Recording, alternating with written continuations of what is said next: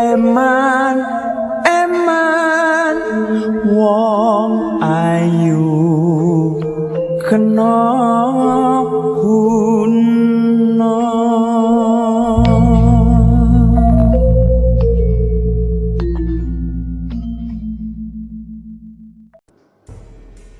Assalamualaikum warahmatullahi wabarakatuh. Salam sejahtera untuk semua. Jumpa lagi dengan saya Haris di channel Misteri Verhal. Ini adalah bagian ketiga dari sejarah Mataram Islam. Di bagian sebelumnya, yaitu di bagian 2, kita sudah membahas mengenai sejarah lahirnya Mataram Islam sampai masa keemasannya di era Sultan Agung. Di bagian ini kita akan membahas masa-masa sulit kerajaan Mataram Islam.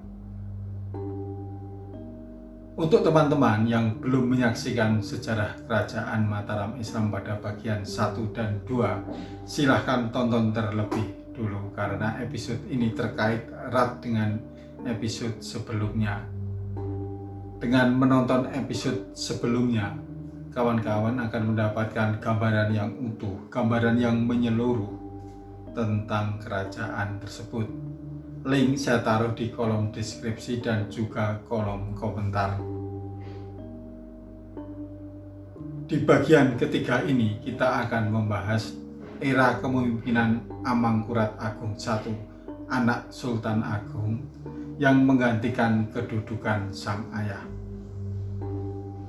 Amangkurat I ini lahir pada tahun 1618 atau 1619 dengan nama Raden Mas Sayyidin. Ia adalah putra dari Sultan Agung dari istrinya yang bergelar Ratu Wetan, putri dari Adipati Batang. Amangkurat Agung I ini memerintah dari tahun 1645 hingga tahun 1677. Di masa pemerintahan Amangkurat I ini, tanda kemunduran kerajaan mulai terlihat. Apa yang menyebabkan kemunduran itu? Amangkurat Agung I ini diangkat menjadi Raja Mataram pada tahun 1645 dengan gelar Susuhunan ing Alogo. Ketika dinobatkan secara resmi pada tahun 1646, ia bergelar Amangkurat atau Mangkurat. Lengkapnya adalah Sultan Amangkurat Senopati ing Alogo Ngabdurrahman Sayyidin Panoto Gomo. Dalam bahasa Jawa, kata amangku berarti memangku dan kata rat berarti bumi. Jadi Amangkurat berarti memangku bumi. Ia menjadi raja yang berkuasa penuh atas seluruh Mataram dan daerah-daerah bawahannya. Pada upacara penubatannya, seluruh anggota keluarga kerajaan disumpah untuk setia dan mengabdi kepadanya.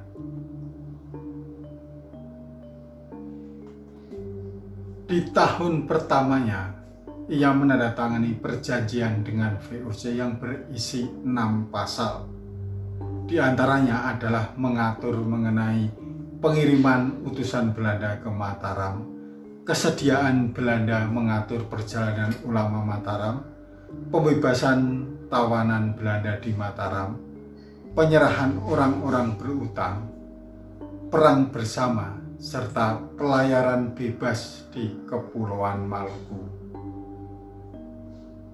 Perdamaian yang ditandatangani pada tanggal 24 September tahun 1646 itu disambut sukacita oleh Belanda.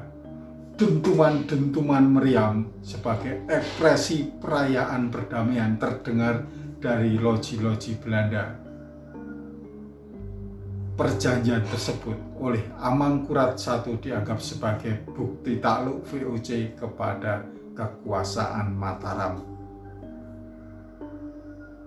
Pada 4 Februari tahun 1647, Amangkurat I menerima kunjungan pertama dari Jan Hermans, utusan Belanda pada masa pemerintahan Amangkurat. 2 ekor kuda pilihan terbaik, 2 sekesel yang indah, 34 potong kesturi, air mawar setampayan, dan 1 tong anggur Spanyol dipersembahkan kepada Amangkurat untuk melegalkan perjanjian tersebut. Pada tahun 1647, ibu kota Mataram dipindahkan dari Kerta ke Pleret, seperti yang tertulis di dalam babat Tanah Jawi. Kamu semua harus membuat batu bata, karena saya mau angkat kaki dari Kerta. Saya ingin membangun kota di Pleret. Istana baru ini lebih banyak dibangun dari batu bata, sedangkan istana lama di Kerta terbuat dari kayu. Letaknya di sebelah timur Kerta, kira-kira berjarak 2 km.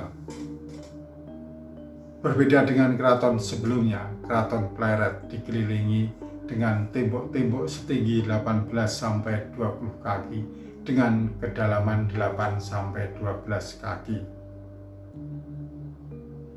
Perpindahan istana tersebut diwarnai pemberontakan dari Raden Mas Alit atau Pangeran Danupoyo, adik Amangkurat I, yang menentang penumpasan tokoh-tokoh senior.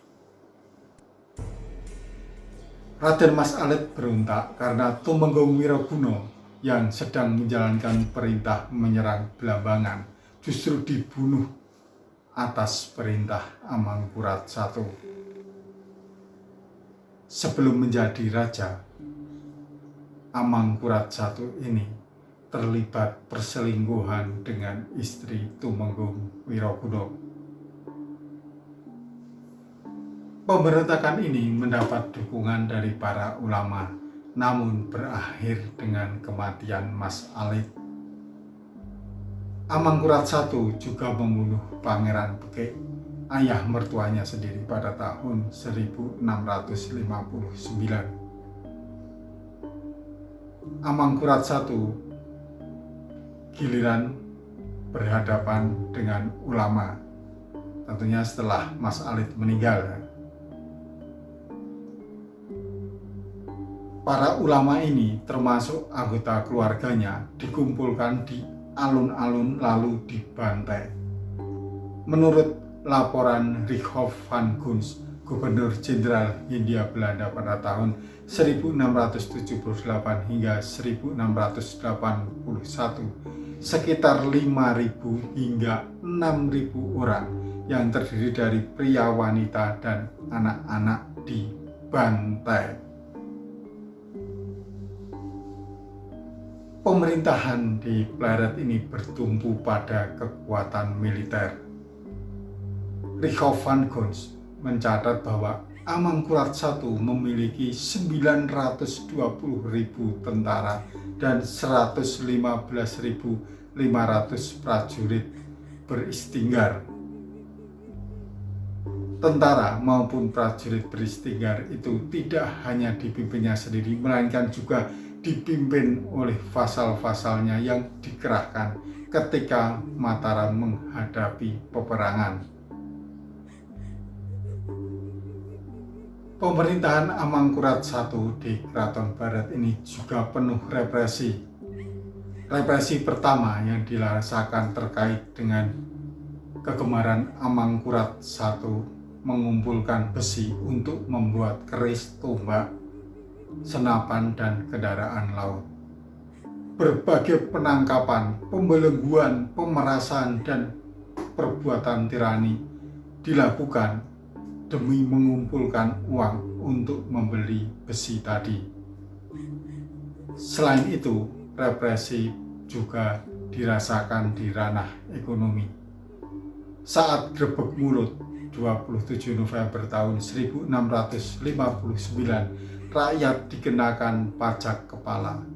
besarnya berbeda-beda, seperti 1/3 ringgit untuk penduduk biasa, 2/4 ringgit bagi pemilik tanah, dan 3 ringgit bagi penduduk yang hidup dari usaha kemaritiman.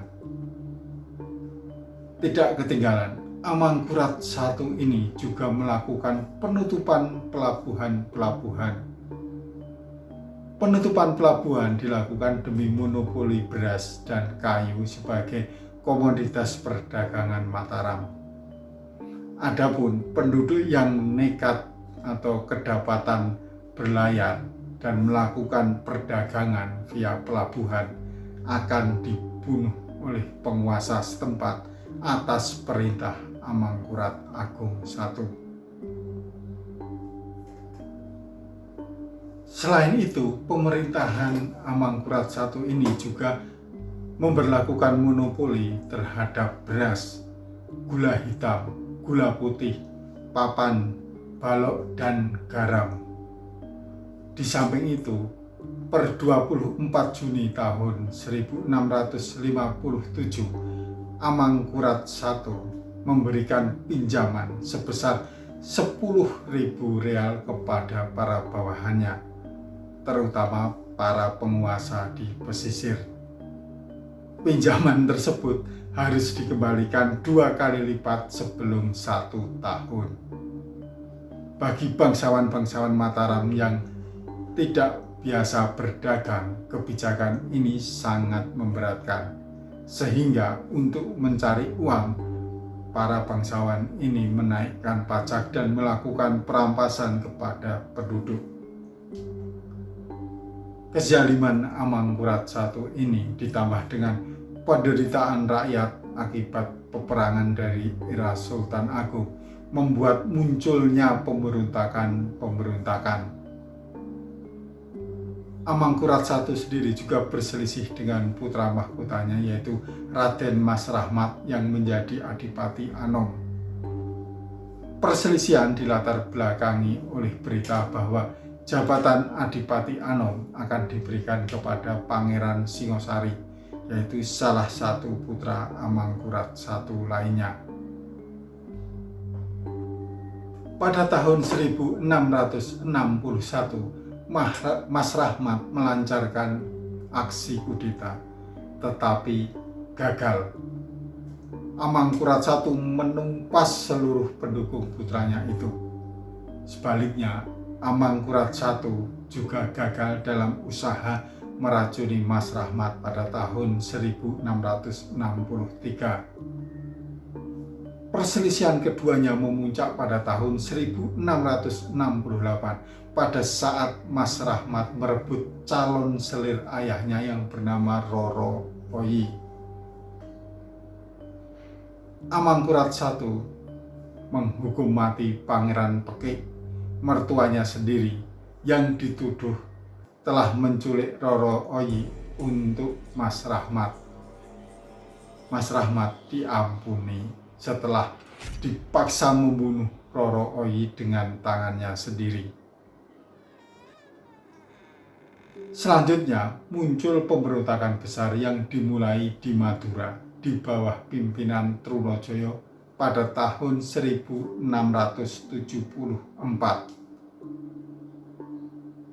Pangeran Trunojoyo ini adalah seorang pangeran dari Arisbaya. Arisbaya ini daerah Madura.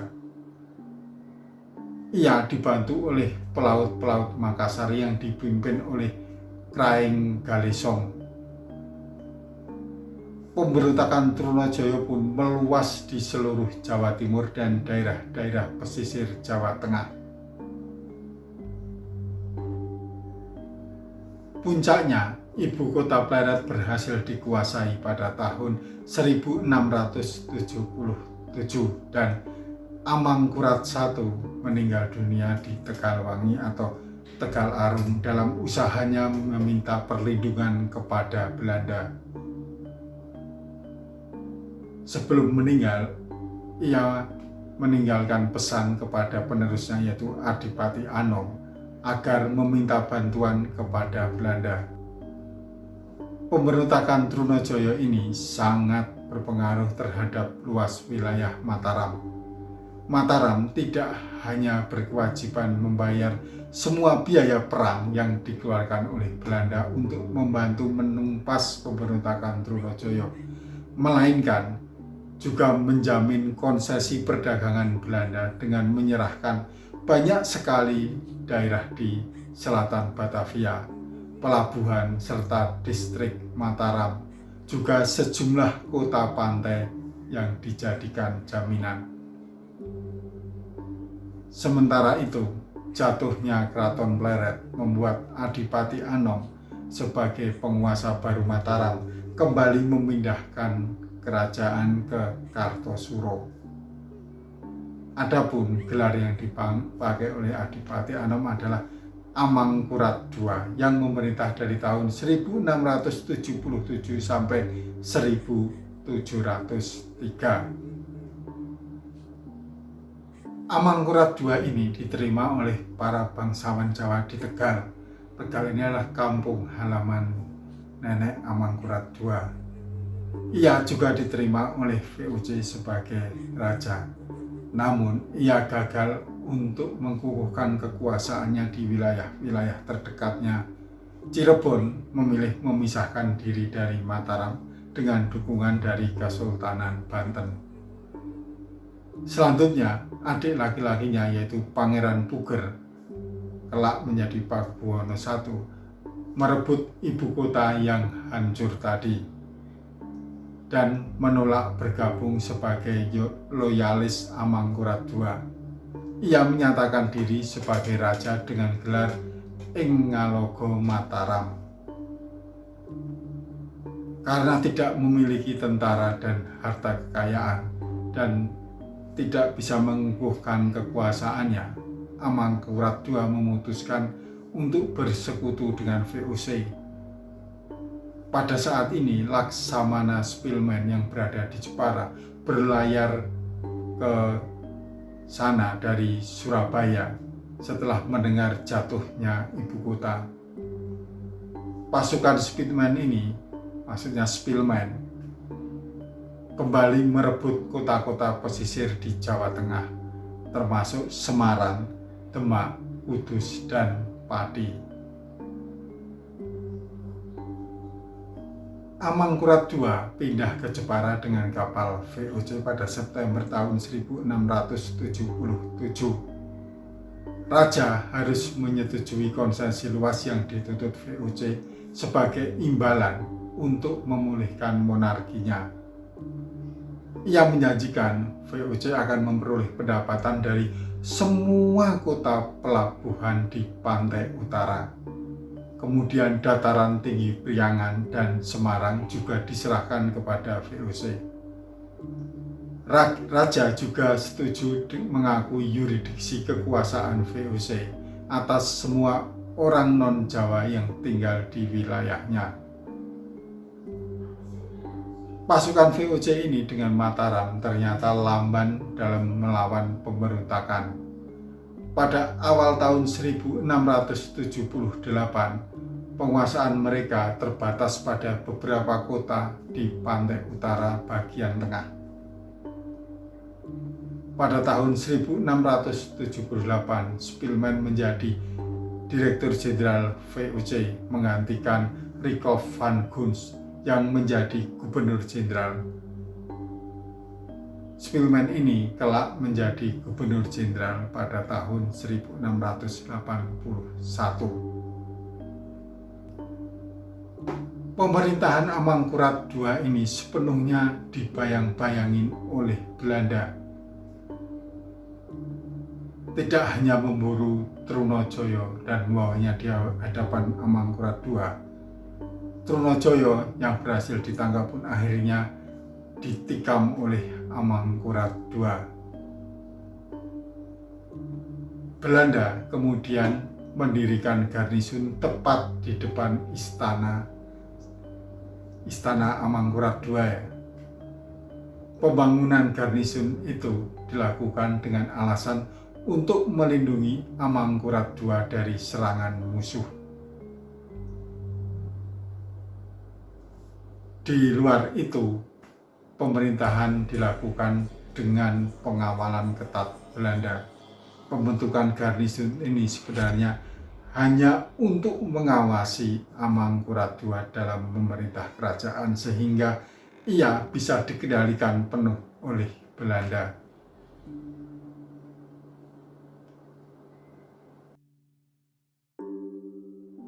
Campur tangan VOC dalam pemerintahan kerajaan Mataram ini membuat kondisi politik, sosial, dan ekonomi kerajaan terus merosot.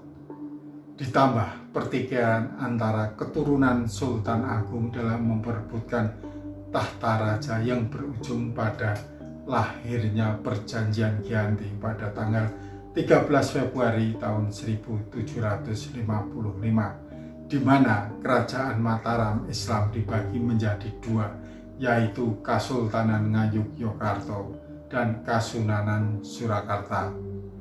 Ini adalah akhir dari sebuah kerajaan Islam yang sempat berjaya. Runtuhnya kerajaan Mataram Islam ini nanti akan saya bahas dalam topik tersendiri, karena topik ini sudah sampai 3 bagian, nanti akan terlalu panjang. Tunggu aja pembahasan mengenai penyebab runtuhnya Mataram Islam. Terima kasih kepada teman-teman yang terus mengikuti kisah Mataram Islam ini. Jangan lupa ikuti terus channel Misteri Ferhan, karena episode mendatang saya akan membawakan misteri dari sejarah-sejarah kerajaan Islam di masa lalu. Sampai jumpa.